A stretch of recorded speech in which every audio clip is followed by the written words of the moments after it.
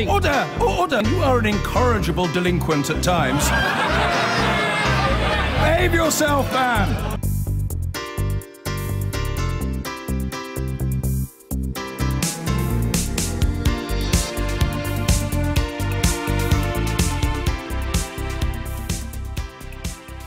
But first of all, today, the British government has given Moscow until midnight tonight to explain why a Russian-made nerve agent was used in the poison attack in Salisbury. The Prime Minister says it is highly likely Russia was responsible for the attack against the former Russian double agent Sergei Skripal and his daughter Yulia. A short while ago, a meeting of the government's emergency committee Cobra began, chaired by the Home Secretary, to discuss the response.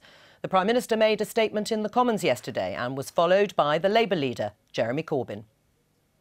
It was an indiscriminate and reckless act against the United Kingdom, putting the lives of innocent civilians at risk.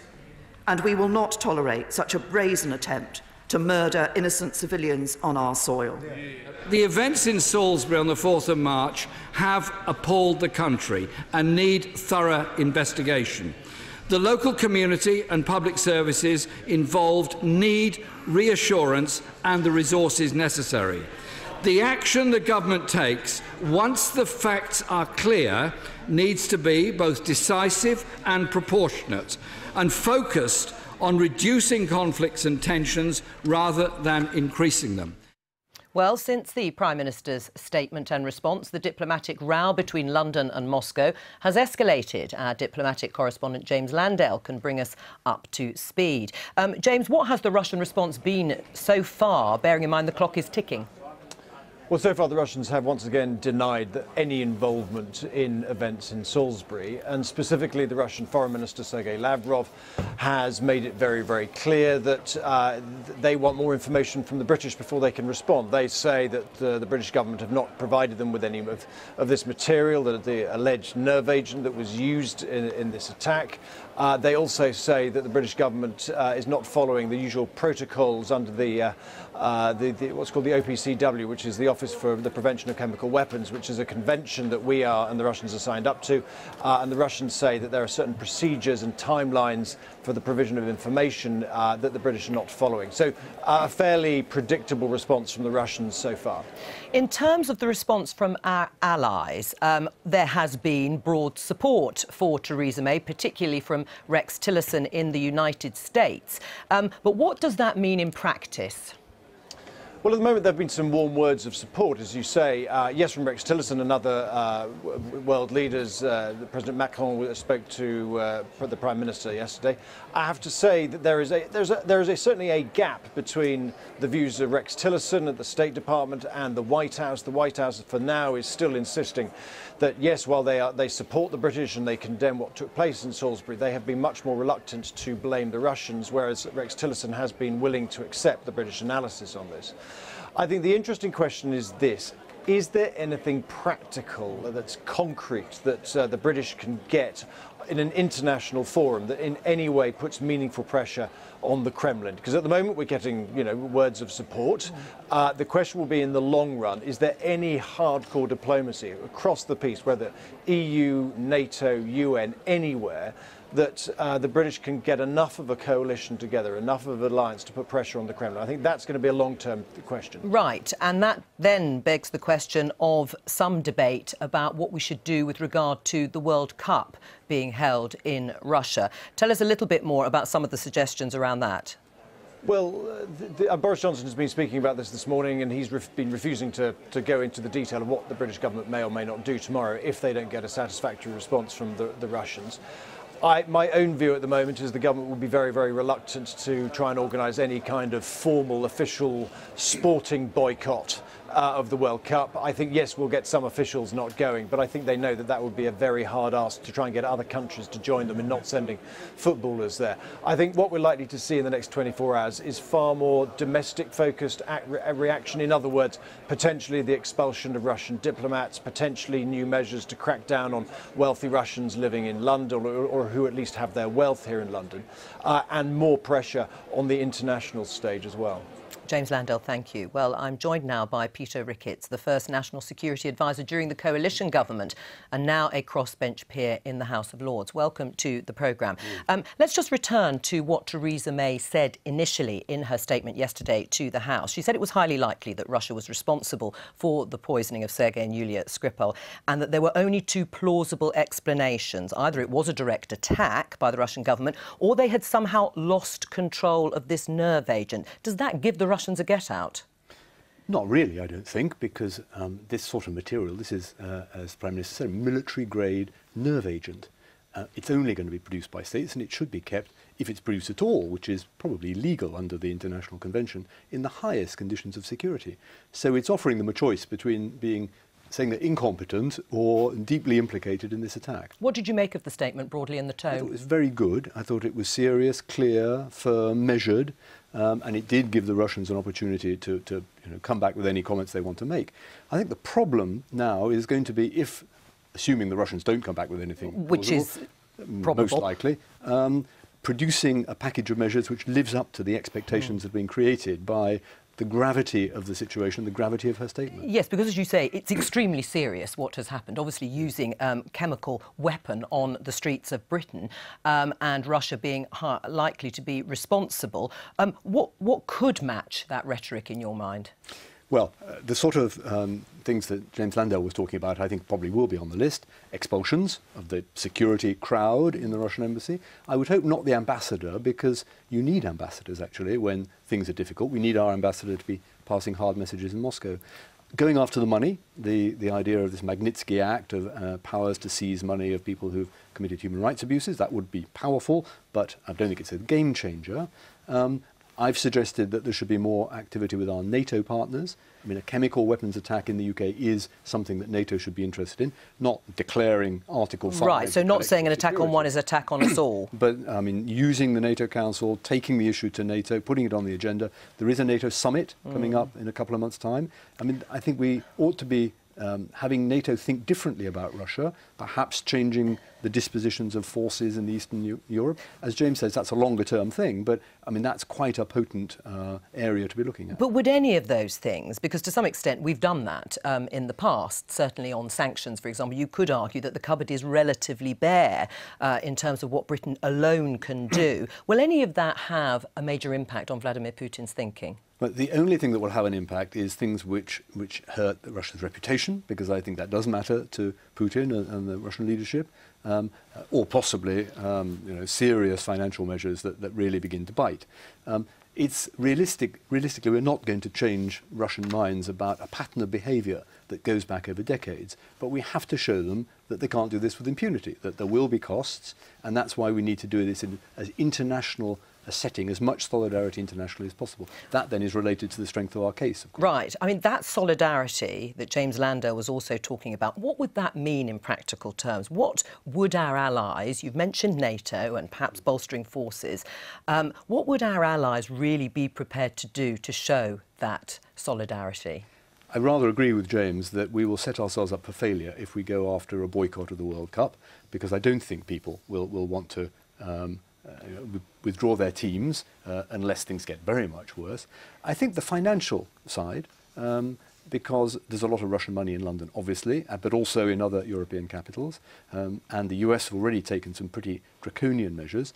I think if there can be more practical follow-up on seizure of assets of people that we have serious doubts about, that could be something. But it is going to be difficult, yes. The Russian regime are hard to influence, but we've got to do our best in as wide a company as possible. I mean, Oliver Dowden, let's talk about those financial powers, because the Labour leader, Jeremy Corbyn, criticised the government yesterday for resisting Labour amendments, he said, to the sanctions and anti-money laundering bill, which would have brought in these Magnitsky powers, clamping down on Russian assets. Was that a mistake to block those amendments? Well, the first thing to say about the Magnitsky Amendment is a lot of the proposals in there have already been implemented through the Proceeds of Crime Act. We brought forward an amendment that enabled us to seize proceeds when they related to gross human rights violations. In terms of this amendment from the Labour Party, it will be considered again at report stage. The Foreign Office has made it clear that we will look at this. There are some issues about whether the amendment works or not, but I don't think there's a real division over Magnitsky. We've achieved most of what's required by Magnitsky. anyway through previous actions. Right, Annalise Dodds, so what's the problem? Well, I was on that bill committee and I saw the government actually stopping debate after 25 minutes because they thought they might lose a vote around having Magnitsky powers in sanctions. Just to explain a little bit, these are named after that person who was imprisoned in Russia and tortured in prison when he was acting for a US businessman. They're designed to target, in the context of sanctions, target those sanctions at abusers of human rights on a grand scale. Now, we tried to get that provision in through this bill. The government shut down debate on it, and that meant we couldn't look at a lot of other amendments from Labour around, for example, tightening up rules on trusts, which we know is often used to hide money that's been laundered. Right, so do you think now that that should, despite your reservations, be something that the government should support? Well, I mean, I think it's important to get the facts on this. With the Proceeds of Crime Act, we did actually have the powers to go after these gross human rights violations. If there's further measures that need to be taken, the Foreign Office has made it clear that at report stage, which is when the House will vote on this, we will look at seeing whether it's necessary to bring forward further measures. All right, let's have a look at the cyber options, a cyber counter-attack. Is that something that, well, first of all, it could be something that would be done quite quickly. Would that be effective? Well, I don't know exactly what they have in mind. I'm sure the UK does have some powerful assets in that area. I myself am a bit sceptical that a kind of offensive cyber attack against the Russians is going to work and might not produce an immediate and even harder punch back. I wonder whether it would be more effective to do more calling out of manipulative Russian efforts in our media, in our politics. In France, we saw during President Macron's election campaign, the Russians tried this sort of manipulative stuff in France, and he called them out very publicly, and that was followed by a lot of public recognition of what was going on. It's hard to do that kind of manipulation in the full transparent glare of publicity. So that, I think, would be more effective in my mind. Right. We'll talk about Russia today in a moment, but this cyber counterattack, I mean, what would that involve? Well, the first thing to say is that there is a process for this, which the Prime Minister set out yesterday in Parliament.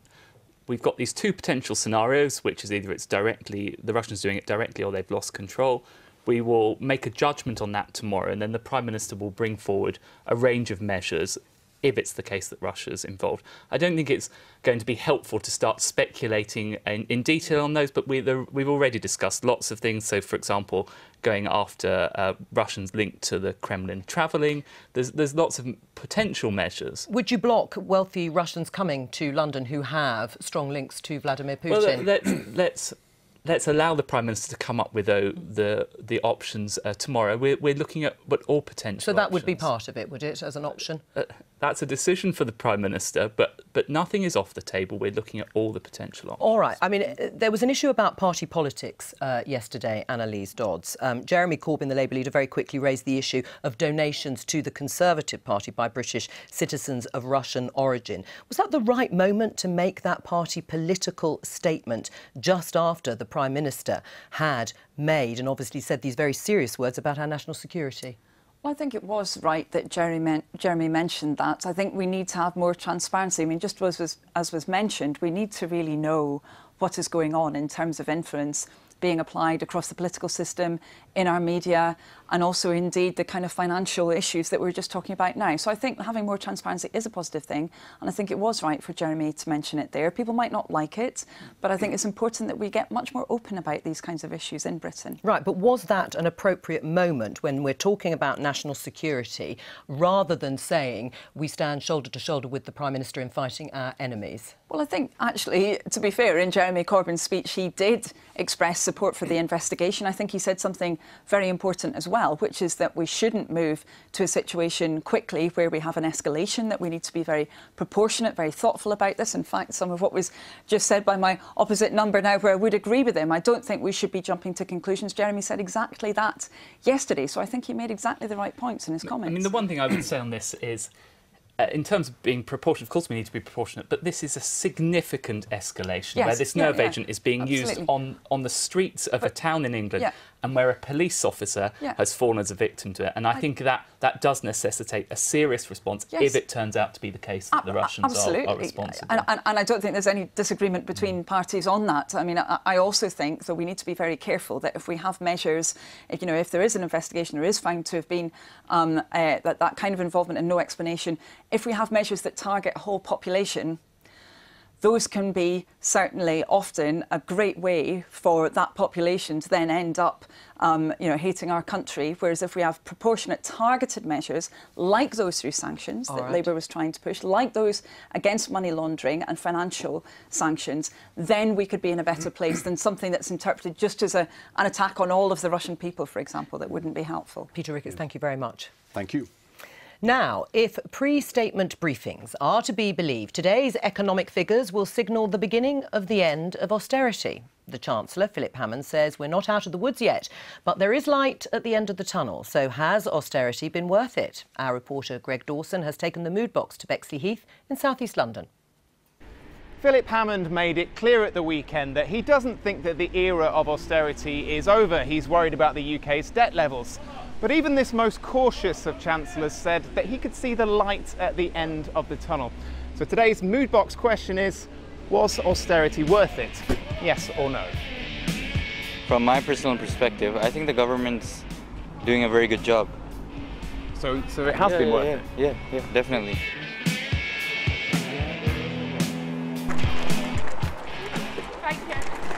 I don't think any of it's worked, to be honest. I think the whole country is in meltdown. Yeah, there we go. There you are. I'd go between the boxes. I'd say yes. You say yes, it has? Yes. We don't have a between option, sir, so I'm gonna go with yours. No. And why is that? I just think that they're always making mistakes like that, and they're always telling us we're going to get over it, and we haven't, basically. Lovely, thank you.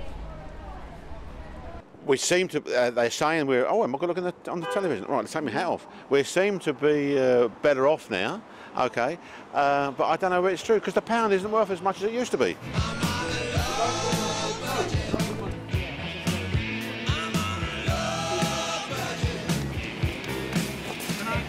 Who said that people don't want to talk about government economic policy on a wet Monday afternoon? So far, the no's just about edging it. Let's head off to the market.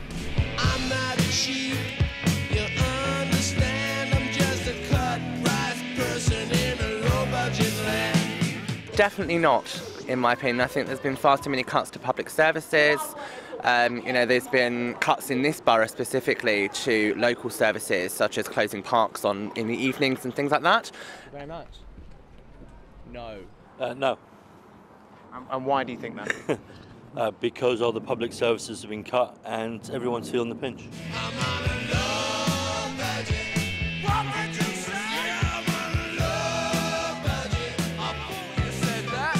You're going to swap some oranges for a plastic ball. What do you think? Has it been worth it? Yes or no? Yes. Extra lovely. There we go.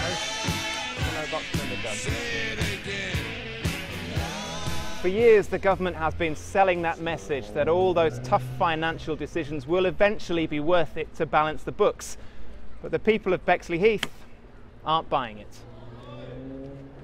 It may be unscientific, but the message was clear there from the people of Bexley Heath, the ones we spoke to. There's real weariness with austerity, and overall it hasn't been worth it. Well, yes, of course there's weariness after a period of 7 years, but it has definitely been worth it. Let's just look at three measures. First of all, employment. 3 million jobs created. That's people having a stability and security of a pay packet. Secondly, we're starting to live within our means. We've reduced the deficit by a third, and finally debt is starting to fall as a proportion of GDP. Well, and by finally, how much is it falling as a proportion of GDP? It is continuing to fall for the first time in many years. We'll see the figures in the OBR shortly.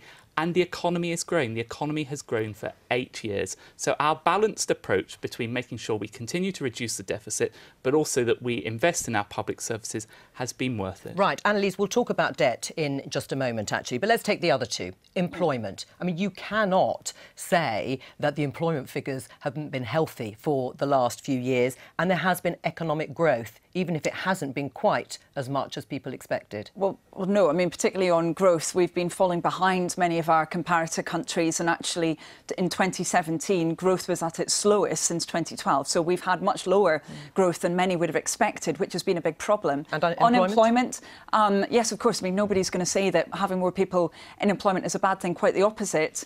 Worryingly so, and different to lots of other countries when they've seen that increase in employment, we've got much more people going into insecure employment. So we have almost 1 million people on 0 hours contracts at the moment, very, very large numbers of people who in theory are self-employed, but then you look into it and a lot of it's disguised self-employment. That's a big, big problem, because it means record numbers of people are in work but in poverty, which surely you can't dispute. I've really got to come back on it. There is this myth that these 3 million jobs that have been created are low-skilled. They're not. Over 3/4 are high-skilled. There's a myth that they are part-time. Over 75% of them are full-time. And in terms of 0 hours, actually, we, for the first time, have legislated to ban exclusive 0 hours contracts, something that wasn't delivered in 13 years of a Labour government. Yes, but what you cannot dispute is the fact that more and more people who are in work are now ending up in poverty. So we've got record numbers of children in working families, but who are in poverty. And I think that's a very good reflection, sadly,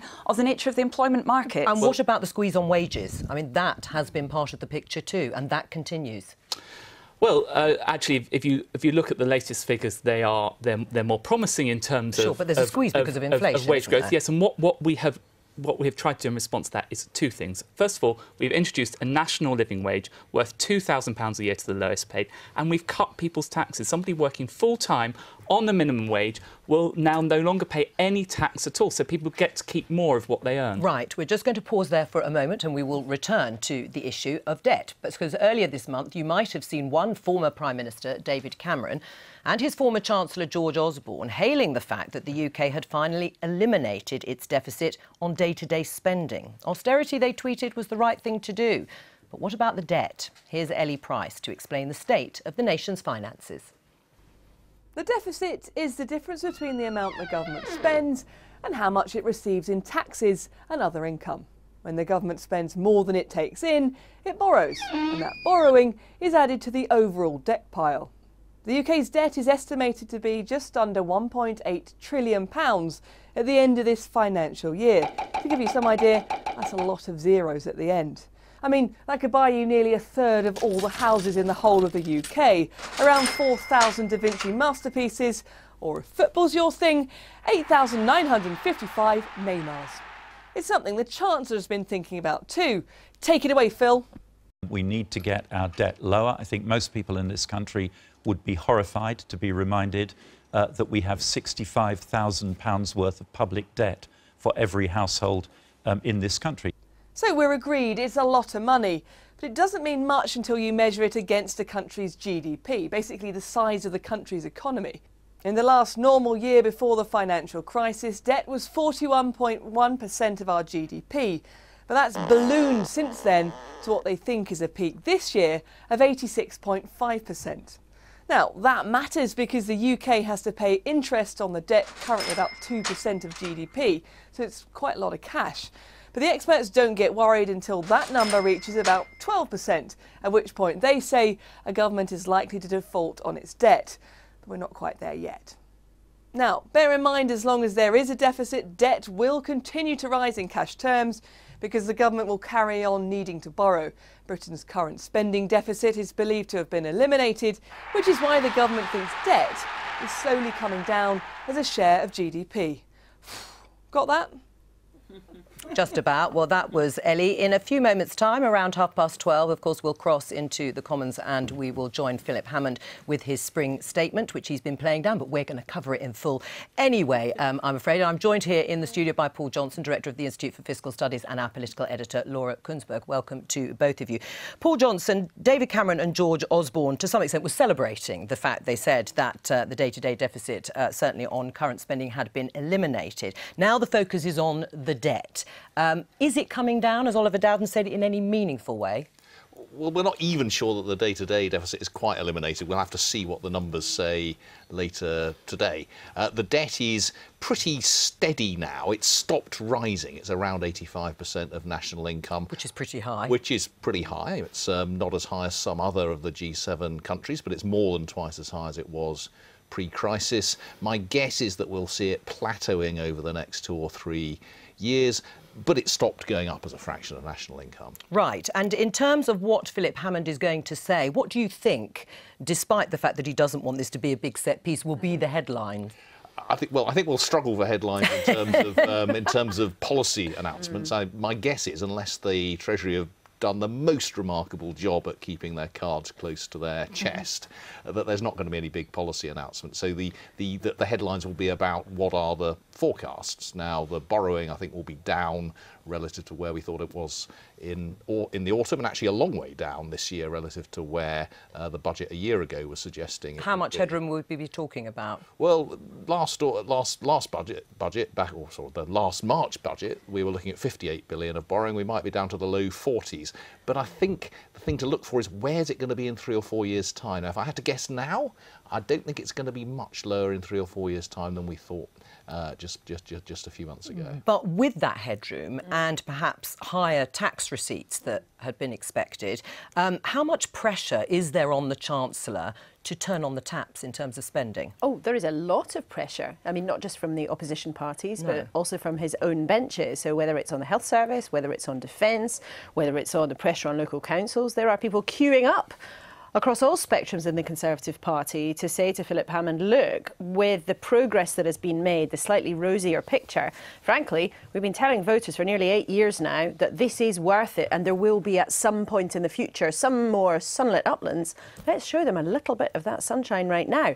However, Philip Hammond is one of the people in the Cabinet, and they don't all think like this anymore, but he is one of the people in the Cabinet who thinks it would be wrong to do that although the day-to-day deficit is pretty much gone, in his view, we might have paid off the overdraft, but we've still got a hefty mortgage, and that has to come first. But what people will be looking for today are any clues, any hints that when we get to autumn, when we get to next year, as Paul was suggesting, when we get to the next couple of years, is there any political space to make any kind of, not direct promises, but even the merest hint of IOUs. Yes, and we'll come on to what the long-term indications might be. But to come back to this extra cash that he might have around, would it be wise to bank that or spend it? Well, he's not going to spend it today. I think it'd be very, very surprising if he does that.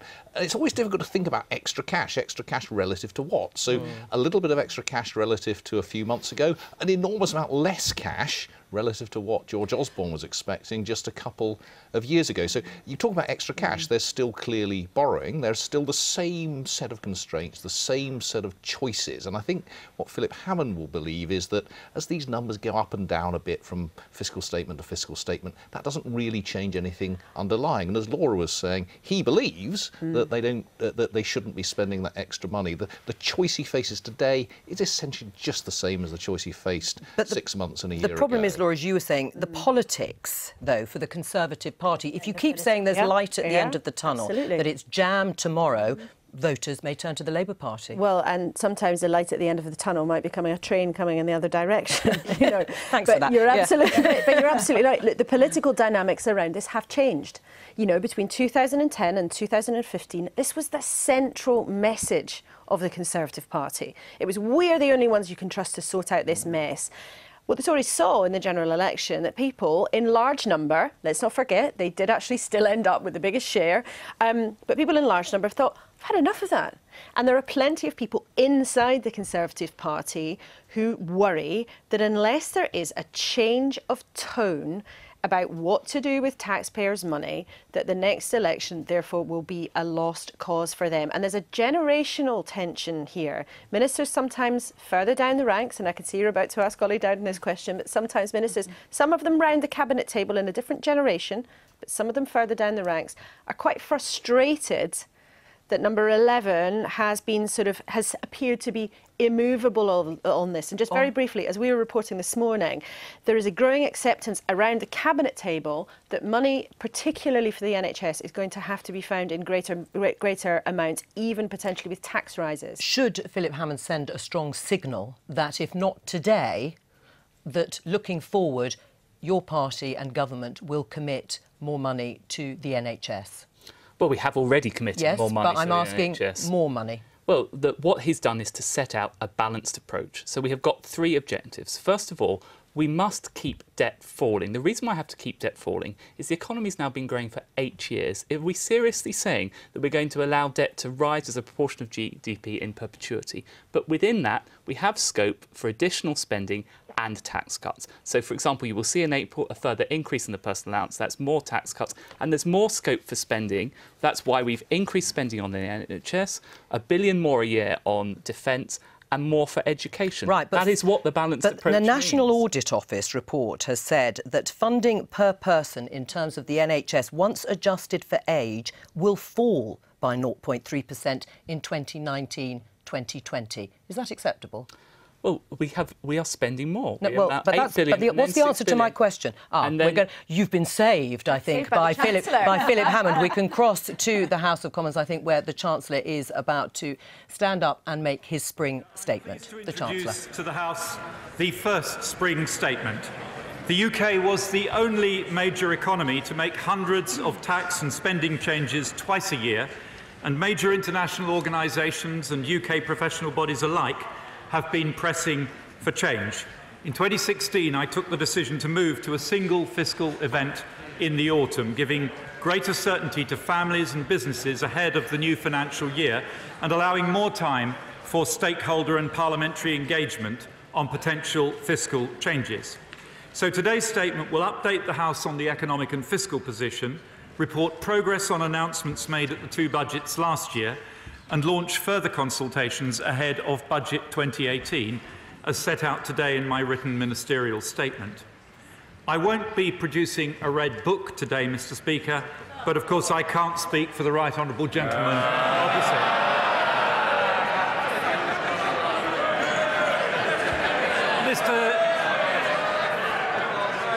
Mr. Speaker, I am pleased to report today to the House on a UK economy that has grown in every year since 2010. An economy which, under Conservative leadership, now has a manufacturing sector enjoying its longest unbroken run of growth for 50 years. An economy which has added 3 million jobs and seen every single region of the UK with higher employment and lower unemployment than in 2010. Seen the wages of the lowest paid up by almost 7% above inflation since April 2015, and income inequality lower than at any time under the last Labour government. Solid progress towards building an economy that works for everyone. So, Mr. Speaker, I reject the party opposite's doom and gloom about the state of the nation. Every Wednesday, we have to listen to the Leader of the Opposition relentlessly talking Britain down. And every year since 2010, we've had to listen to the Right Honourable Member for Hayes and Harlington predict a recession, none of which have actually happened. So, Mr. Speaker, if there are any Eeyores in the chamber, they're over there. I, meanwhile, am at my most positively Tigger-like today, as I contemplate a country which faces the future with unique strengths. Our language is the global language of business. Our legal system is the jurisdiction of choice for commerce. We host the world's most global city, and its international finance and professional services capital. Our companies are in the vanguard of the technological revolution, while our world-class universities are delivering the breakthrough discoveries and inventions that are powering it. British culture and talent reaches huge audiences across the globe, and our tech sector is attracting skills and capital from the four corners of the earth, with a new tech business being founded somewhere in the UK every hour, producing world-class products, including apps like TransferWise, CityMapper, Matt Hancock.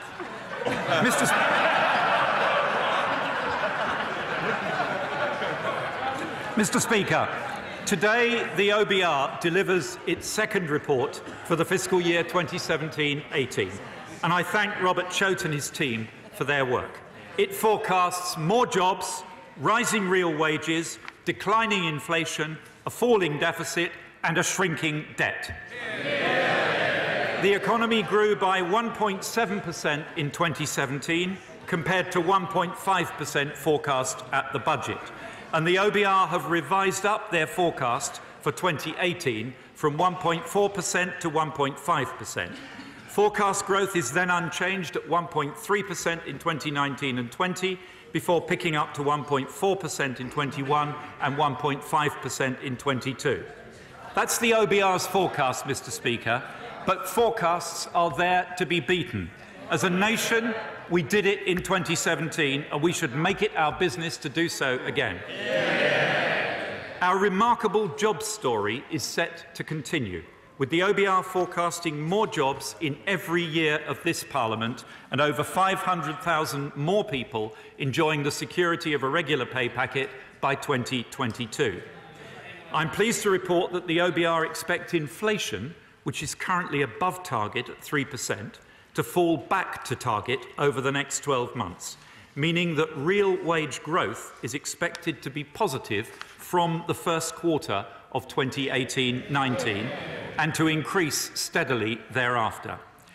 Mr. Speaker, I reported in the autumn that borrowing was due to fall in every year of the forecast and debt to fall as a share of GDP from 2018-19. The OBR confirms this today and further revises down debt and borrowing in every year. Borrowing is now forecast to be £45.2 billion this year, £4.7 billion lower than forecast in November, and £108 billion lower than in 2010, which coincidentally, Mr. Speaker, is almost exactly the total cost of the additional spending pledges made by the party opposite since the general election in June last year. Mr. Speaker, it's taken them just 9 months to work up a plan to squander the fruits of 8 years' hard work by the British people. As a percentage of GDP, borrowing is forecast to be 2.2% in 17-18, falling to 1.8% in 18-19, 1.6% in 19-20, then 1.3%, 1.1%, and finally 0.9% in 22-23, meaning that in 18-19 we will run a small current surplus, borrowing only for capital investment. And we're forecast to meet our cyclically adjusted borrowing target in 2021 with £15.4 billion of headroom to spare, broadly as forecast at the budget. Mr. Speaker, the more favourable outlook for borrowing means the debt forecast is nearly 1% lower than in November, peaking at 85.6% of GDP in 17-18 and then falling to 85.5% in 18-19, then 85.1%, 82.1%, 78.3%, and finally 77.9% in 22-23. The first sustained fall in debt in 17 years. A turning point in this nation's recovery from the financial crisis of a decade ago. Light at the end of the tunnel. Another step on the road to rebuilding the public finances decimated by the party opposite. And, Mr. Speaker, one that they would again place at risk, because under the policies of the party opposite, our debt would not fall over the next 5 years, it would rise by over £350 billion to more than 100% of our GDP, undermining our recovery, threatening investment in British jobs, burdening the next generation and wasting billions and billions of pounds more on debt interest. So, Mr. Speaker, there is indeed light at the end of the tunnel, but we have got to make absolutely sure that it isn't the Shadow Chancellor's train hurtling out of control in the other direction towards Labour's next economic train wreck. Mr. Speaker, in autumn 2016, I changed the fiscal rules to give us more flexibility to adopt a balanced approach to repairing the public finances, reducing debt, not for some ideological reason, but to secure our economy, against future shocks. Because, Mr. Speaker, we on this side are not so naive as to think that we have abolished the economic cycle. Because we want to see taxpayers' money funding our schools and our hospitals not wasted on debt interest. And because we want to give the next generation a fair chance. But, Mr. Speaker, I do not agree with those who argue that every available penny must be used to reduce the deficit. And nor do I agree with the fiscal fantasists opposite, who argue that every available penny should be spent immediately.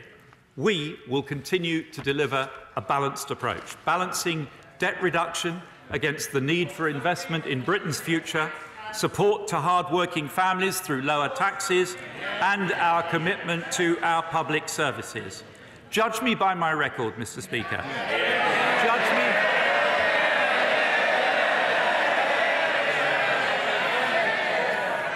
Judge me by my record. We'll see, Mr. Speaker, if they've done their homework. They might be surprised. Since autumn statement 2016, I have committed to £60 billion of new spending, shared between long-term investment in Britain's future and support for our public services, with almost £9 billion extra for our NHS and our social care system, £4 billion going into the NHS in 2018-19 alone. And as I promised at the autumn budget, more to come if, as I hope, management and unions reach an agreement on a pay modernisation deal for our nation's nurses and Agenda for Change staff, who have worked tirelessly since the autumn in very challenging circumstances to provide the NHS care that we all value so highly. £2.2 billion more on education and skills, and £31 billion going to fund infrastructure, R&D and housing through the National Productivity Investment Fund, taking public investment in our schools, hospitals and infrastructure in this Parliament to its highest sustained level in 40 years.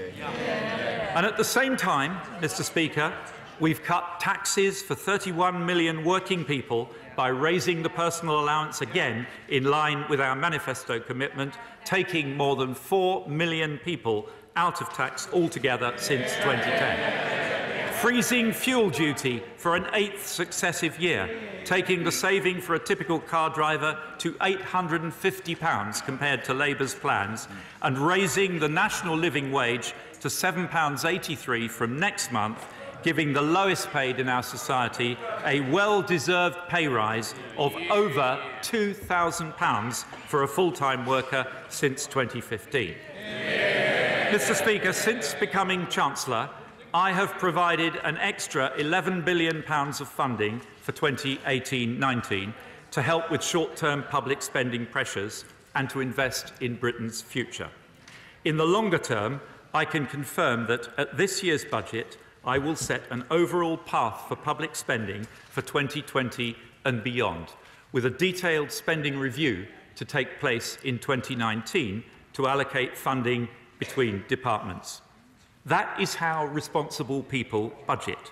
First, you work out what you can afford, then you decide what your priorities are, and then you allocate between them. And if, in the autumn, the public finances continue to reflect the improvements that today's report hints at, then, in accordance with our balanced approach, and using the flexibility provided by the fiscal rules, I would have capacity to enable further increases in public spending and investment in the years ahead, while continuing to drive value for money to ensure that not a single penny of precious taxpayers' money is wasted. A balanced approach, Mr. Speaker, getting our debt down, supporting our public services, investing in our nation's future, keeping taxes low, building a Britain fit for the future, and an economy that works for everyone. Mr. Speaker, there is much still to do. Since autumn 2016, we have set out our plan to back the enterprise and ambition of British business and the hard work of the British people. A plan to unleash our creators and our innovators, our inventors and our discoverers, to embrace the new technologies of the future and to deliver the skills we will need to benefit from them, to tackle our long-standing productivity challenges and to say more loudly than ever that our economy will remain open and outward-looking, confident to compete with the best in the world. We choose to champion those who create the jobs and the wealth on which our prosperity and our public services both depend, not to demonise them. The Shadow Chancellor, Mr. Speaker, is open about his ideological desire to undermine the market economy, which has driven an unparalleled increase in our living standards over the last 50 years. We on this side reject his approach outright. The market economy embraces talent and creates opportunity, provides jobs for millions and the tax revenues that underpin our public services. So we will go on supporting British businesses. We're reducing business rates by over £10 billion, and we committed at Autumn Budget 2017 to move to triennial revaluations from 2022. Today, I'm pleased to announce that we will bring forward the next business rates revaluation to 2021 and move to triennial reviews from that date. We will also launch a call for evidence to understand how best we can help the UK's least productive businesses to learn from and catch up with the most productive, and another on how we can eliminate the continuing scourge of late payments, a key ask from small business. Because, Mr. Speaker, we are the party of small business and the champions of the entrepreneur. Since the budget, we've made substantial progress in our negotiations with the European Union to deliver a Brexit that supports British jobs, businesses and prosperity. And, Mr. Speaker, I look forward, I don't know what the honourable gentleman does, but I look forward to another important step forward at the European Council next week. But we will continue to prepare for all eventualities. And today, my right honourable friend, the Chief Secretary, is publishing the departmental allocations of over £1.5 billion of Brexit preparation funding for 2018-19, which I announced at the autumn budget. Our modern industrial strategy sets out our plan to keep Britain at the forefront of new technologies, with the biggest increase in public R&D spending for 4 decades. Much of this new technology depends on high-speed broadband, and today I can make the first allocations of the £190 million local full-fibre challenge fund announced at autumn budget and confirmed £25 million for the first 5G test beds. As our economy changes, we must ensure people have the skills they need to seize the opportunities ahead. So we've committed over £500 million a year to T-levels, the most ambitious post-16 reforms in 70 years. And from next month, £50 million will be available to help employers prepare for the rollout of T-level work placements. Last week, the Education Secretary and I chaired the first meeting of the National Retraining Partnership between the Government, the TUC and the CBI. And I can reassure the House, Mr. Speaker, that there was no beer, no sandwiches, not even a canapé, but there was a clear and shared commitment to training to prepare the British people for a better future ahead. And next month, our £29 million construction skills fund will open for bids to fund up to 20 construction skills villages around the country. We're committed as a government to delivering 3 million apprenticeship starts by 2020 with the support of business through the apprenticeship levy. But we recognise the challenges the new system presents to some small businesses looking to employ an apprentice. So I can announce today that my Right Honourable friend, the Education Secretary, will release up to £80 million of funding to support those small businesses in engaging an apprentice. We publish a consultation on improving the way the tax system supports self-funded training by employees and the self-employed, and because we currently understand more about the economic payback from investing in our infrastructure than we do about investing in our people, I have asked the ONS to work with us on developing a more sophisticated measure of human capital so that future investment can be better targeted. Mr. Speaker, we're undertaking the largest road building programme since the 1970s. As Transport Secretary, I gave the green light to fund the new bridge across the River Mersey in 2011, and I was delighted to see it open late last year. The largest infrastructure project in Europe, Crossrail, is due to open in just 9 months' time. We're making progress on our plans to deliver the Cambridge, Milton Keynes, Oxford corridor. We're devolving powers and budgets to elected mayors across the Northern Powerhouse and Midlands Engine. We're in negotiations for city deals with Stirling and Clackmannanshire, Tay Cities, Borderlands, North Wales, Mid Wales and Belfast. And today we invite proposals from cities across England for the £840 million fund I announced at the budget to deliver on their local transport priorities as part of our plans to spread growth and opportunity to all parts of this United Kingdom. And at the heart of our plan for building an economy that works for everyone is our commitment to tackle the challenges in our housing market, with an investment programme of £44 billion to raise housing supply to 300,000 a year by the mid-2020s. And today I can update the House. We are working currently, my right honourable friend, the Housing Minister, is working currently with 44 authorities who have bid into the £4.1 billion Housing Infrastructure Fund to unlock homes in areas of high demand. We're concluding housing deals with ambitious authorities who've agreed to deliver above their local housing need. And I can announce today that we've just agreed a deal with the West Midlands, who have committed to deliver 215,000 homes by 2030-31, facilitated by a £100 million grant from the Land Remediation Fund. And my right honourable friend, the Housing Minister, will make further announcements over the next few days on the Housing Infrastructure Fund. We will more than double the size of the Housing Growth Partnership with Lloyds Banking Group to £220 million, providing additional finance for small builders. And London will receive an additional £1.7 billion to deliver a further 26,000 affordable homes, including homes for social rent, taking total affordable housing delivery in London to over 116,000 by the end of 21-22. Mr. Speaker, my right honourable friend, the member for West Dorset, has outlined his initial findings on the gap between planning permissions granted and housing completions in a letter which I have placed in the Library of the House, and I look forward to his full report at budget. And I'm delighted to inform the House that an estimated 60,000 first-time buyers have already benefited from the stamp duty relief that I announced at the autumn budget. And I remind the House that the party opposite voted against it.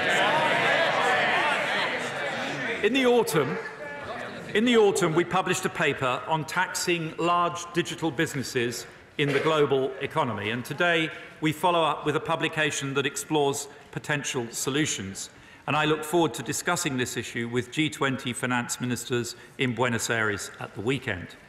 We also publish a call for evidence on how online platforms can help their users to pay the right amount of tax, and we will consult on a new VAT collection mechanism for online sales to ensure that the VAT that consumers pay actually reaches the Treasury.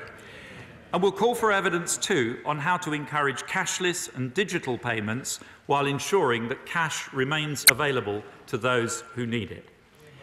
Mr. Speaker, this government is determined that our generation should leave the natural environment in a better state than we found it and improve the quality of the air that we breathe. So we will publish a call for evidence on whether the use of non-agricultural red diesel tax relief contributes to poor air quality in urban areas. And following our successful intervention to incentivise clean taxis, we'll help the great British white van driver go green with a consultation on reduced VED rates for the cleanest vans. And we'll follow up on the vital issue of plastic littering and the threat to our oceans with a call for evidence to support us in delivering on our vow to tackle this complex issue.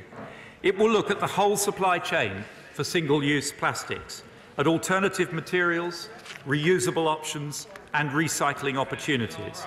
It will look at how the tax system can help drive the technological progress and behavioural change that we need, not as a way of raising revenue, but as a way of changing behaviour and encouraging innovation. We'll commit to investing to develop new, greener products and processes, funded from the revenues that are raised. And as a down payment, Mr. Speaker, we'll award £20 million now from existing departmental budgets to businesses and universities to stimulate new thinking and rapid solutions in this area during the call for evidence.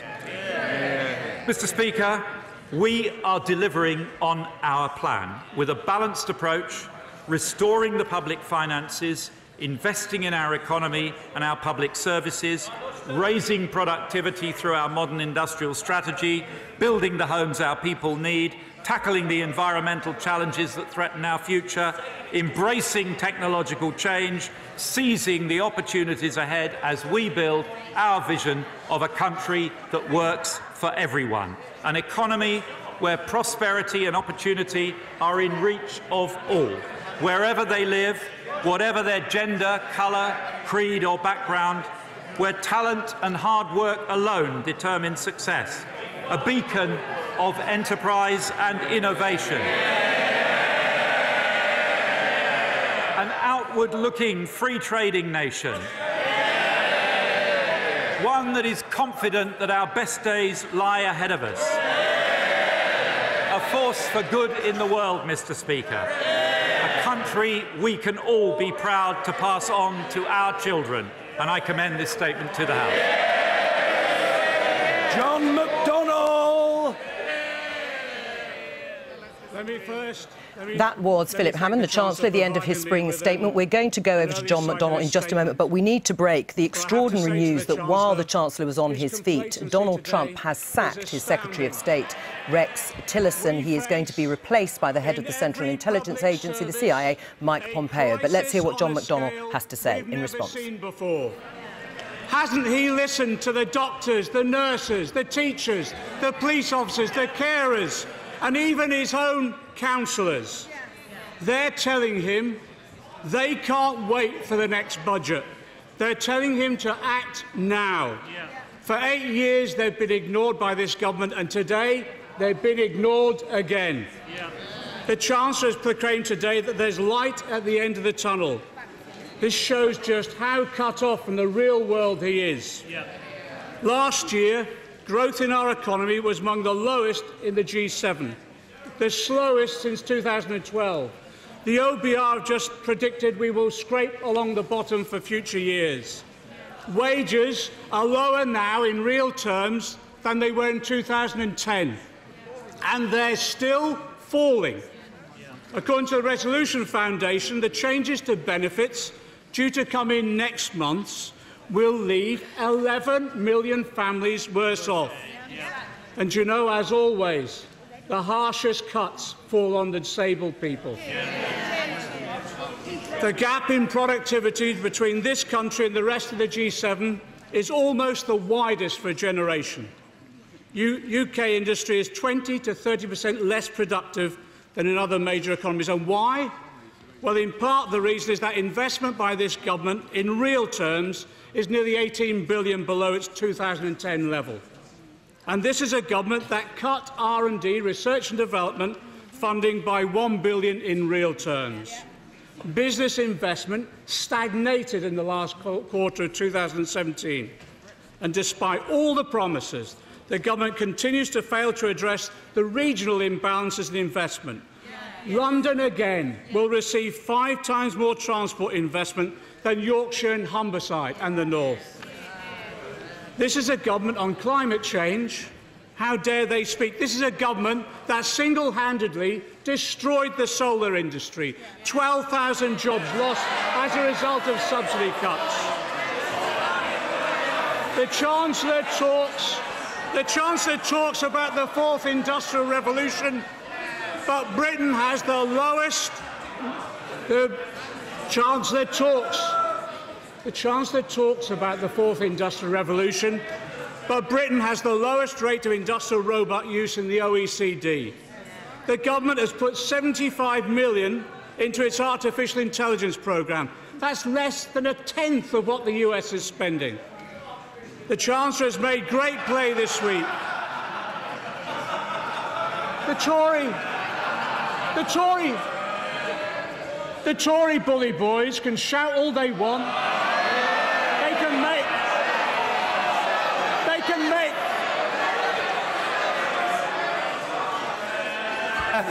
There'll be a full opportunity for people to contribute, but the right honourable gentleman must be heard. John McDonnell.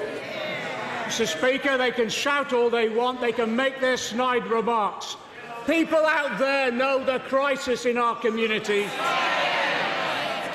The Chancellor's made great play this week of reaching a turning point in reducing the deficit and the debt. It's a bit rich coming from a party that's put £700 billion on the national debt over the last 8 years. And it's worth remembering, this is a party that promised us that the deficit would be eliminated completely by 2015, 2016. And bizarrely, his predecessor, now ensconced in the Evening Standard, or is it BlackRock or the Washington Speaker's Bureau, whatever number of jobs he now has, his predecessor has been tweeting about achieving 3 years late a deficit target that he actually abandoned himself. The reality is that the Chancellor and his predecessor have not tackled the deficit. What they've done is they've shifted it onto the public services his colleagues are responsible for. He's shifted it onto the Secretary of State for Health and the shoulders of NHS managers and doctors and nurses throughout the country. NHS trusts will end this financial year £1 billion in deficit. Doctors and nurses are struggling, being asked to do more and more while there's 100,000 NHS posts going unfilled. Does the Chancellor really believe the NHS can wait another 8 months for the life-saving funds it needs? How many people have to die waiting in an ambulance before he acts? He's mentioned the pay offers to the NHS staff we're expecting shortly. That was forced upon him by the Labour Party and trade unions campaign against the pay cap. But let me say this to him. Taking away a day's holiday from those dedicated staff is mean-spirited. And I ask him now, will he drop this miserly act? The Chancellor has also shifted the deficit onto the Secretary of State for Education and head teachers, with the first per capita cut in schools funding since the 1990s.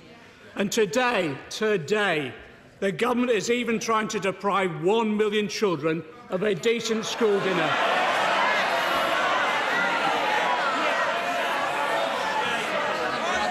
So I'm asking the Chancellor, and I'm asking every Conservative MP, if there's... Order. The House must calm down. There will be plenty of opportunity for questioning from members in all parts of the House. The right honourable gentleman must be heard. John McDonnell. So I'm appealing to Tory MPs today, if they're serious about ending austerity, to vote with us this afternoon to give those children the free school meal they're entitled to. The Chancellor has shifted the deficit onto the Home Secretary and Justice Secretary. Crime is rising, yet he's cut the number of police officers by 21,500, the number of firefighters by 8,500, and our prisons and probation service are in dangerous crisis. In shifting the deficit onto the shoulders of the Secretary of State for Communities and Local Government, in reality, he's shifted this burden onto local councillors. Yes, Labour, Lib Dem and Conservative councillors alike.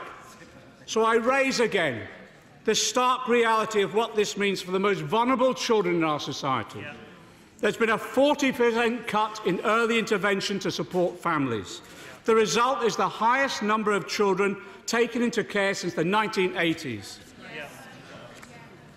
Children's charities, not us, children's charities are saying this: this crisis could turn into a catastrophe without further funding. And also last year, 400 women seeking refuge were turned away because there were no places available for them in refuges. And there are now nearly 5,000 of our fellow citizens sleeping rough on our streets, more than double than it was in 2010. And tragically, one of our homeless citizens died only feet away from the entrance to Parliament. He's mentioned additional housing funding. He mentioned London. The additional housing funding announced for London today is not a new announcement. This is money already announced. Any new funding is welcome, but it's simply not enough, and it represents a cut in London's budgets compared with the money Labour allocated in 2010. There are 1 million vulnerable older people who have no access to the social care they need. Conservative councils are going bust. Many will be forced to hike up council tax. Councils are running out of reserves, as the National Audit Office explained to us. So I ask the Chancellor, will he listen to Conservative council leaders, like his own in Surrey, who said, and I quote, "We're facing the most difficult financial crisis in our history. The government cannot stand idly by while Rome burns." And I ask him, how many more children have to come into care? How many more councils have to go bust? How many more have to run out of reserves before he wakes up to this crisis and acts? Today's statement could have been a genuine turning point, but it is, depressingly, another missed opportunity. People know now that austerity was a political choice, not an economic necessity. The Conservatives chose to cut taxes for the super-rich, the corporations and the bankers, and it was paid for by the rest of us in society. They even cut the levy on bankers in last month's Finance Act. We were never all in this together, as they claimed, never. They cut investment at the very time when we should have been developing the skills and infrastructure needed to raise productivity and grasp, yes, the technological revolution with both hands. And when they had a responsibility to meet the challenge of Brexit, we have a Chancellor who this weekend admitted he hasn't even modelled the government's options. Today we have the indefensible spectacle of a Chancellor congratulating himself on marginally improved economic forecasts, while he refuses to lift a finger as councils go bust, the NHS and social care in crisis, school budgets are cut, homelessness has doubled and wages are falling. This isn't a government preparing our country for the future, it's a government setting us up to fail. Chancellor of the Exchequer. Well, Mr. Speaker... So the Shadow Chancellor there, John McDonnell, ending his, well, it was around 10-minute response, quite an emotional speech there in his response to Philip Hammond. But before we do the analysis on that spring statement and Labour's reply, if you remember, in the middle of it all, I brought you the fairly extraordinary news that President Trump had sacked his Secretary of State, Rex Tillerson. James Landale, why is this so critically important, particularly to Britain? Well, this matters because Rex Tillerson had, in the last 24 hours, offered his support for Britain's position against Russia. There had been concerns that the British were not getting similar noises from the White House itself, but Rex Tillerson had spoken to the Foreign Secretary Boris Johnson. He had accepted Boris Johnson's analysis that there was Russian involvement in the Salisbury attack, and Mr. Tillerson had responded accordingly with the statement that he put out. However, he's now out of office. He has been replaced by Mike Pompeo, the former head of the CIA. Now, what is crucial when they're still developing information about this is the timing of the sacking. Now, if he was, Rex Tillerson was sacked in the last 24 hours, then there is the question, was he sacked in part because of the strength of his criticism of Russia, criticism that the White House was not prepared to make itself? However, if, as some reports are suggesting, Mr. Tillerson was actually informed of his dismissal last Friday, then actually the suggestion is that he's been dismissed for longer-term differences of opinion with President Trump, namely, particularly, I think, the attitude the US has been taking to North Korea, but also the long-standing personal differences, the allegations that Mr. Tillerson has always denied that he once called Mr. Trump a moron. James Landale, I'm just going to come back to you in a moment because we might as well tell viewers about the strength of that statement from Rex Tillerson, the now former Secretary of State, in terms of condemning Russia last night. I mean, he said we have full confidence in the UK's investigation and its assessment that Russia was likely responsible for the nerve agent attack in Salisbury last week. There is never a justification for this type of attack, and we are outraged that Russia appears to have again engaged in such behaviour.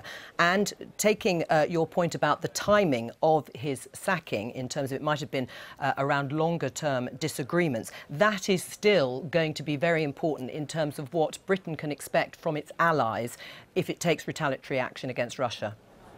Yeah, it's hugely important that whatever action the British government takes, expected at least some of it to be announced tomorrow, that it has some kind of international support. Now, at the moment, Boris Johnson and the Prime Minister and others are ringing round international partners, trying to get as much solidarity and support as they can. But most of that at the moment is sort of supportive noises, condemnation of the attack. But one or two countries are being cautious before blaming Russia specifically. They're holding, they're keeping their powder dry on that. And I think that it's therefore important. You know, the United States is supposed to be one of Britain's closest allies.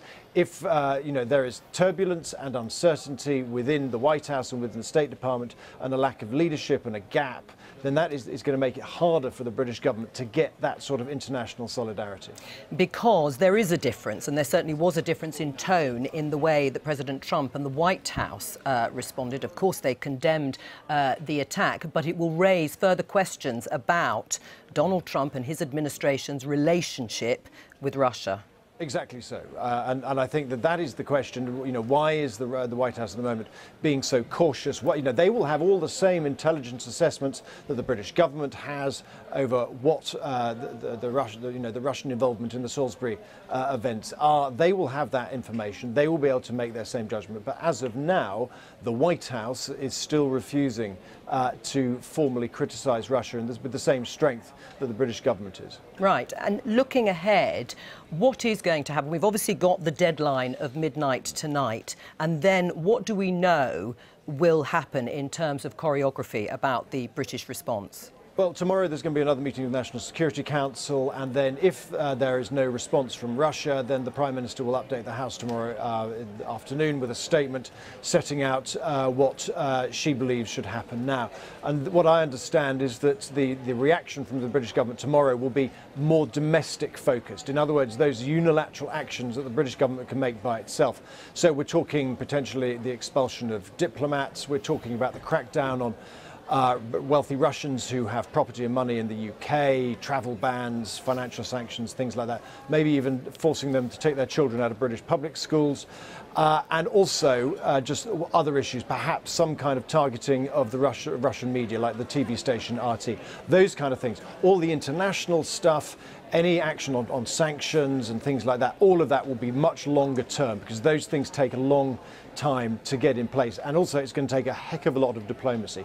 This diplomacy over the next weeks and months on this is going to be the big test of the government's slogan for its foreign policy called Global Britain.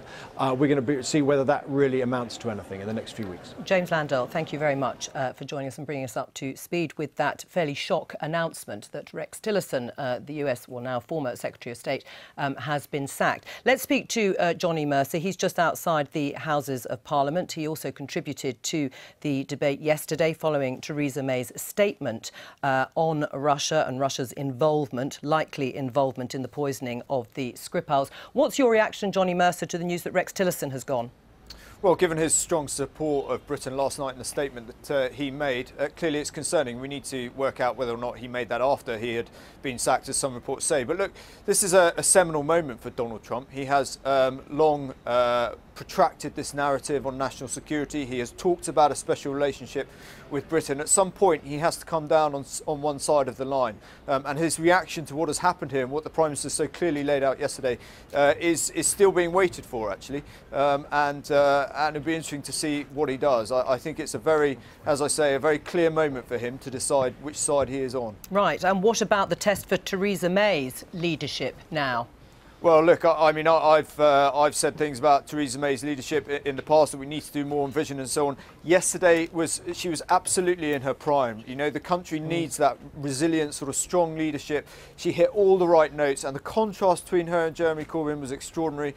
But look, we now need to get to midnight tonight and work out what we're going to do. Actions speak louder than words, and the whole political spectrum in this country and across in the US and NATO needs to come together shoulder to shoulder and make it very clear to Russia that this is simply not an acceptable way to operate. And how do you do that, Johnny Mercer? Because in our earlier discussion, beyond asking NATO for support, which of course it has said, beyond the rhetoric, what are you expecting NATO to do? I mean, do you see this as an attack on one, as an attack on all? Look, those are the discussions that are going to be had at the National Security Council level that's set up by David Cameron. There are various levers they can pull around sanctions, around expulsions, around contributing to the forward presence that's currently going on the eastern flank of NATO. These are all options, and I wouldn't recommend one to the Prime Minister at the moment, but I know that she will come forward with a strong one, and we need to absolutely support her in that. People like Putin, I'm afraid, cowards like him and Assad and all the rest of them, they only respect one thing, and that is when you stand up for what you believe in. And I very much look forward to Theresa May doing that tomorrow in the House of Commons. Johnny Mercer, thank you very much for joining us. Well, we're coming back into the studio. We are going to talk about and analyse that spring statement. Obviously, this announcement from the United States has, to some extent, overshadowed the spring statement and the response from Labour. But, Laura, just listening to all of that since the announcement was made that Rex Tillerson has gone, how difficult is it going to be, how much more difficult is it going to be for Theresa May to match action to her rhetoric and strong words? Well, I think difficult, more difficult even than it was last night. Rex Tillerson was seen by the British government sort of as a sensible bridge, if you like, to the Trump administration. Just a few hours ago, Number 10 was sort of pointing to the constructive conversations that he'd had with the Foreign Secretary about this affair, his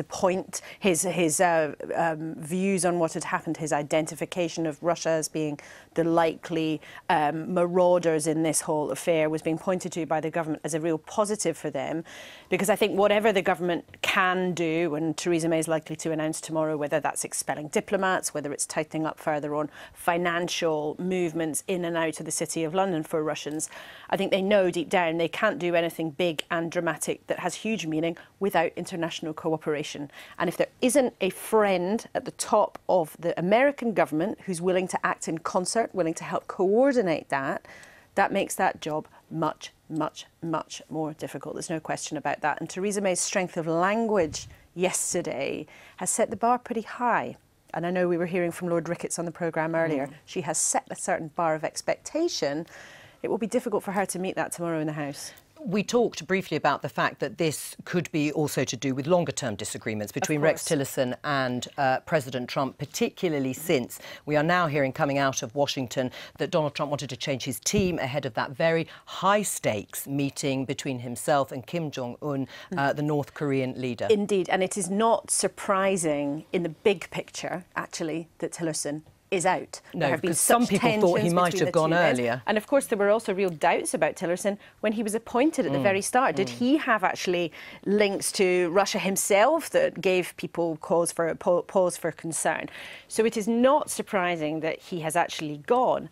But the timing, whether deliberate or not, if we are to believe early suggestions he was gone on Friday, have made things much more difficult for the British government, intentional or not. It has complicated what was already a very tricky picture for the Prime Minister. All right, we're going to leave that discussion there, and we know, of course, there is a deadline of midnight tonight for a Russian response. They have responded, of course, but a further Russian response. We are now going to return to our discussion with the guests in the studio about the spring statement, and we're joined here by our economics editor, Kamal Ahmed. Welcome to the Daily Politics. Slightly different Daily Politics, as it's turned out to be. But on the spring statement, if we can think back to what Philip Hammond said, it was going to be a very low-key affair, no big tax and spending measures being announced. Well, that was true, of course. It was longer in length, but did it have any more substance than we actually expected? I actually thought it was very political. He spent a lot of his time attacking the Labour Party and saying why they were the party that were good for Britain. I thought what was very interesting in it was that the Office for Budget Responsibility, that's the official economic watchdog, its upgrades for this year were very modest. And actually, it downgraded its growth forecast for 2021 and 2022. I think the big signal from the spring statement today is what a difficult hand economically Philip Hammond says. The trend growth, the speed limit of the economy is well below the 2% average that this country was used to. And that raises very, very big questions about the funding of public services, about borrowing targets, about can the government actually bring down the actual stock of debt. And although Philip Hammond opened the door a crack to possible spending increases in the autumn budget, what the OBR has revealed is how difficult that is. One good news bit out of it was the OBR's pretty strong signal that it believes inflation will fall to 2% by the end of the year. Philip Hammond felt confident enough to say that the real income squeeze, which is of course how a lot of people experience the economy, would reverse in the first quarter of next year. Because wages are rising at around 2.6%. If inflation comes down to target, that will reverse the real income squeeze that people have been suffering. Now, that would be an economic boost. Consumer spending, don't forget, is actually going down at the moment. That's the biggest driver of economic growth in the UK. Right. I mean, did Philip Hammond really have any basis for being Tigger-like, as he put it? Of course, he's not known for being Tigger-like, naturally, when growth is basically anemic. And he can point to very, very small adjustments. But doesn't that underline the weakness in the Conservatives' argument that austerity has worked and it's worked for everyone? Well, it's worked for everyone because it's created jobs.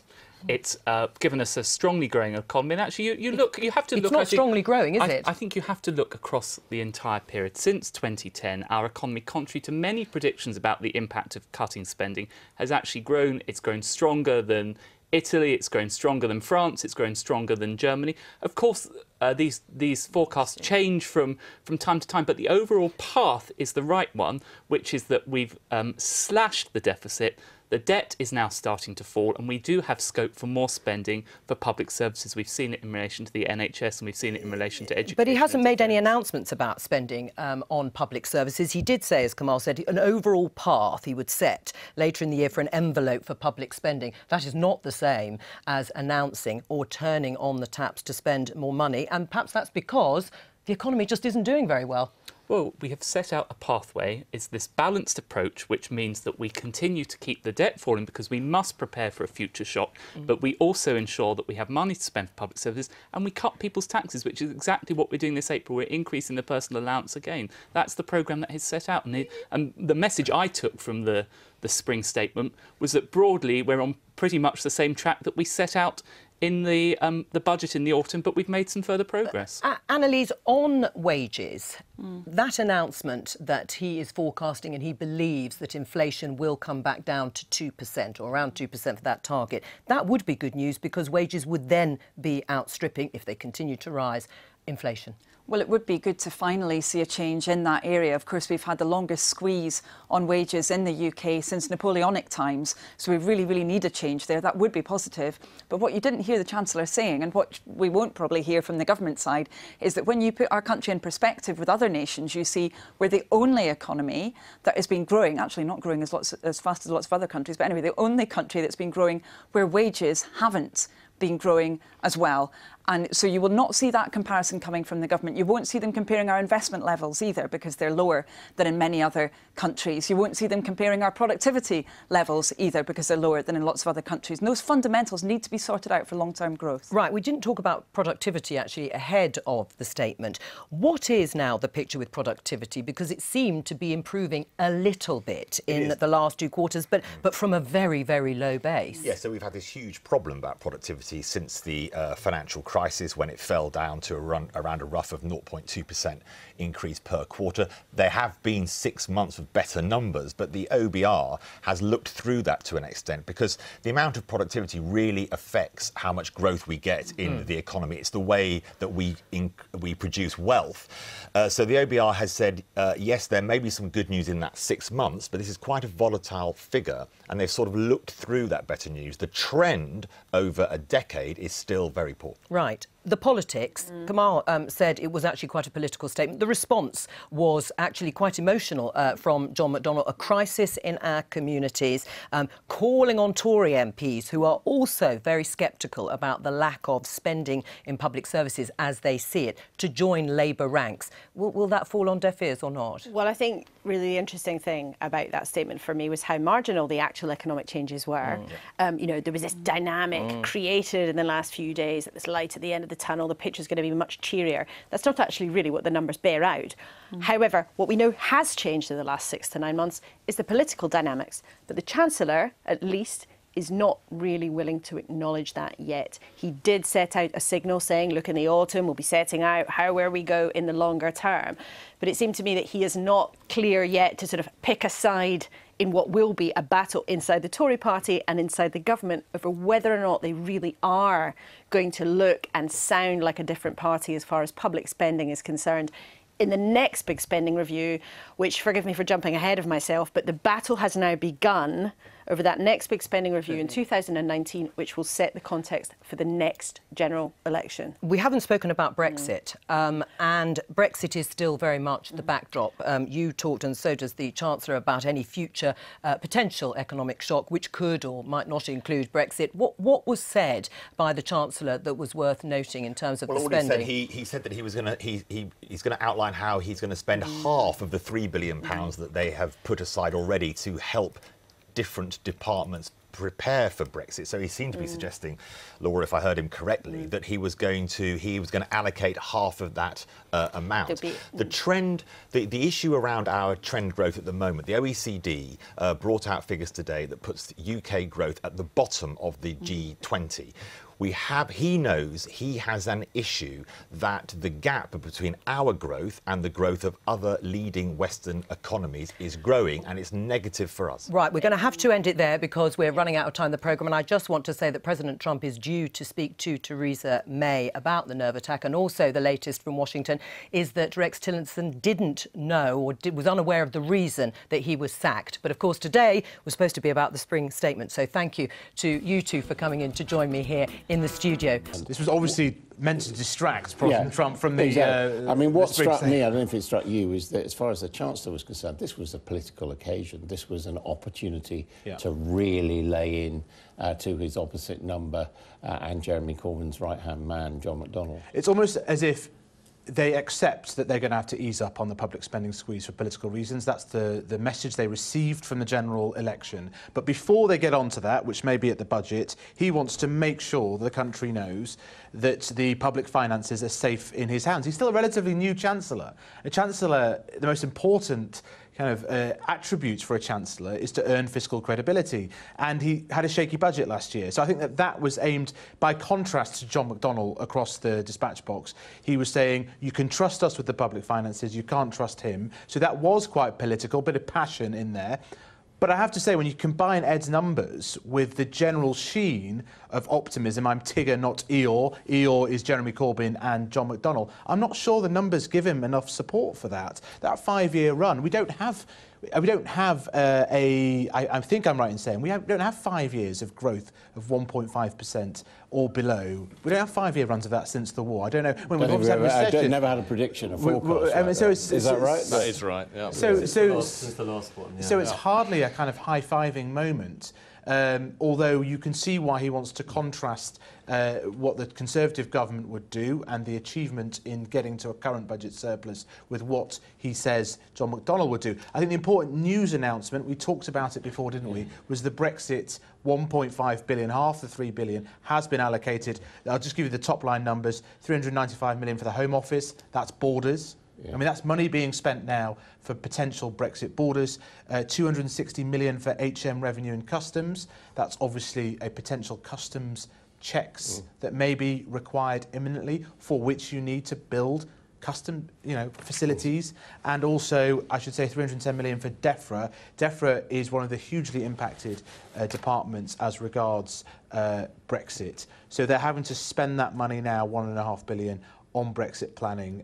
That's half the 3 billion that was set aside. Now, Paul Johnson, just talking about the finances, I mean, Ed showed that the growth forecasts are not that great. What about the borrowing and the public spending? An upward revision to public spending, we're told, of 2.6 billion, or a third of a percent. Very small. I mean, the borrowing numbers look a reasonable amount better this year because tax revenues are coming in a bit better. But you read the Office of Budget Responsibility paper and it says better this year, but look 3 years out, and they're almost unchanged, and that's because we think the economy is actually running a bit hot this year, and our growth forecasts going forward are not so good. So the structural state of the borrowing of the public finances is essentially wholly unchanged from 3 or 4 months ago. I mean, I've got to ask you, I mean, how forecasts do tend to be wrong. I mean, how reliable are these, or is the government possibly holding back for good news closer to when it thinks the election's going to be in 2022? Well, in a sense, this statement was designed to hold back. We'll get the news in the autumn, and we certainly got a hint there, I thought, from the Chancellor that he's going to ease up a bit on his squeeze and spending when we get to the autumn. And he was fairly clear he wanted a balanced response. I'd be very surprised if he doesn't open the budget a bit at that point.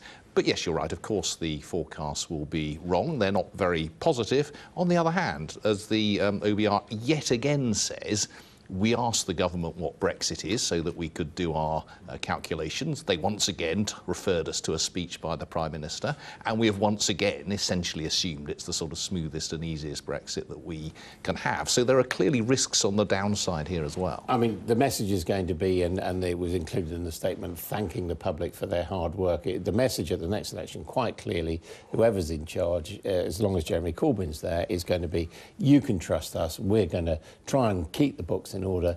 That lot are going to blow it completely and bankrupt the country. It will be, and but when you look at how the deficit has been reduced, and it has been reduced, I've got a chart. Perhaps we can bring it up. The deficit certainly, when George Osborne was talking about bringing it down, he wanted to eliminate it entirely. He wanted to get rid of the current budget deficit by 2015. It's taken a very long time to actually kind of bring it anywhere near that. In fact, it's taken another 3 years on top of what George Osborne was predicting. Now, things got in the way. The euro crisis came along. That was very awkward. That pushed up the deficit. It pushed down the growth numbers. But it's taken so much longer, and the question is, can people really get inspired by the fact that we have got the numbers slightly better than they are before, or are they, conversely, frustrated with all these years of real wages being in kind of stagnating or in decline? And that's the big question. So the national debt is going to come down a bit. Yeah, the national debt is coming down a little bit quicker than was previously forecast, but we're still talking about national debt at around kind of, you know, the 80% level, which is a lot higher than you know, most people feel comfortable with. These numbers are slightly, you know, the targets that a lot of people have are slightly arbitrary. You know, Paul might correct me on this, but some people think that you want to get it down to 40% of GDP. Some people think you need to get it down to 60% of GDP. But most economists would agree it's probably too high at the moment. That's what Philip Hammond thinks. Well, there's no definite answer. I mean, where we are on the debt is it's plateauing, essentially. It's more than doubled over the last decade. It's now plateauing. It's barely, once you take account of some of the accounting changes, it's barely changing over the next 3 or 4 years. And that means that, you know, what worries people is not, can we cope with 80% of national income? It's what happens when we get the next election and it maybe jumps up to 120% of national income.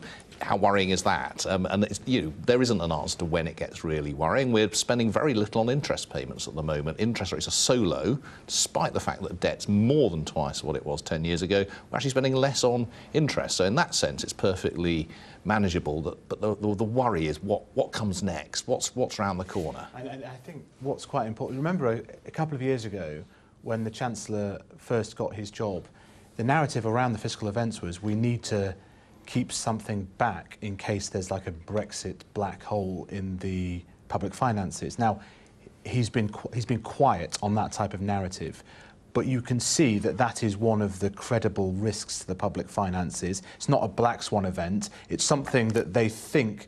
They've got some spreadsheets. Some of them have been leaked. Some of them have been published by the DEXU spreadsheet, by the DEXU committee. And so I think that they are sort of slightly, they're not wanting to talk about it, leaving the public finances able to cope if there is a worse than expected Brexit outcome. And the other thing on the politics of all of this is that John McDonnell, the Shadow Chancellor, responding, and he was quite happy for the Chancellor to take a kind of optimistic sheen on what were essentially the same numbers.